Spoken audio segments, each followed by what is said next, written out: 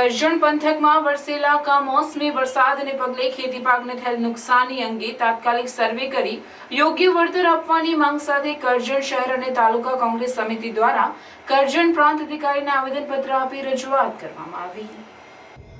કરજણ પંથકમાં પડેલા કમોસમી વરસાદને પગલે ખેડૂતોના પાકને વ્યાપક પ્રમાણમાં નુકસાન પહોંચ્યું છે, ત્યારે સરકાર તાત્કાલિક ધોરણે નુકસાનીનું સર્વે કરી યોગ્ય વળતર આપવાની માંગ સાથે કરજણ શહેર અને તાલુકા કોંગ્રેસ સમિતિ દ્વારા એઆઈસીસીના આદેશ અનુસાર કરજણ સેવા સદન ખાતે કરજણ તાલુકા કોંગ્રેસ સમિતિ પ્રમુખ પિન્ટુભાઈ પટેલ અને શહેર કોંગ્રેસ પ્રમુખ હર્ષદસિંહ ગોહિલની આગેવાનીમાં કરજણ પ્રાંત અધિકારીને આવેદનપત્ર આપી રજૂઆત કરી હતી, જેમાં કરજણ શહેર અને તાલુકા કોંગ્રેસ સમિતિના હોદ્દેદારો, કાર્યકરો તેમજ આગેવાનો ઉપસ્થિત રહ્યા હતા। બ્યુરો રિપોર્ટ, શિનોર સમાચાર ન્યૂઝ, કરજણ।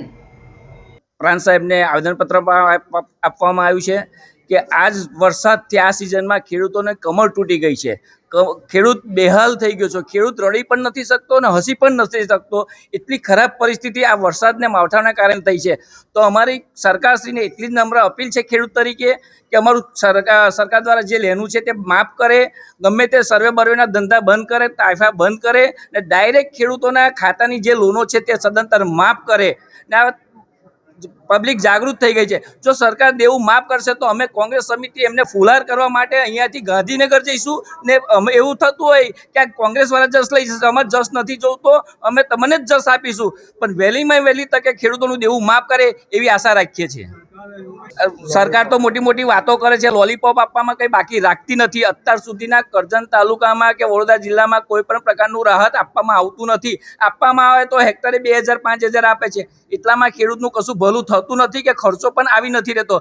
માટે સરકારને કહીશ કે આવી લોલીપોપ ના આપો, ડાયરેક્ટ ખેડૂતનું ધિરાણ માફ કરો કે જેથી ખેડૂત ઊભો થઈ શકે। અત્યારે ખેડૂતની હાલત એટલી ખરાબ છે કે નથી હસી શકતો કે નથી રડી શકતો, આત્મહત્યા કરવા પણ પેરાઈ જશે। તો મેં ખેડૂતોને એવું કહું છું કે તાકાત રાખી, હિંમત રાખીને આવું કોઈ ખોટું પગલું ના ભરો કે જેથી આપણું કુટુંબ રખડી જશે। ગમે તે થશે, ભગવાન આપણી સાથે જ, ઉપર આપણી સાથે છે, કંઈ ને એનું મળતું રહેશે આપણાને।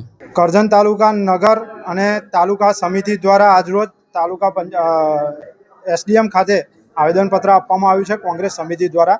જે ખેડૂતોને પાક રક્ષકની સહાય મળવી જોઈએ એની અંદર હોય કંઈ પણ ગડબડ ગોટાળા થતા હોય એવું દેખાઈ આવે છે, એના લીધે આજે પાક સહાય આપવા માટે આવેદનપત્ર આપવા માટે તાલુકા કોંગ્રેસ અને શહેર કોંગ્રેસ સમિતિ આવી છે અને નિર્ણય લીધો છે કે વહેલામાં વહેલી તકે આ ખેડૂતોને સહાય મળવી જોઈએ। આ પાક રક્ષણની સહાય તાત્કાલિક ધોરણે સર્વે કરીને આપવામાં આવે અને જ્યારે યુપીએ સરકાર દ્વારા 72,000 કરોડ જો દેવું માફ કરવામાં આવ્યું હોય તો એનડીએ સરકાર કેમ નથી કરતી?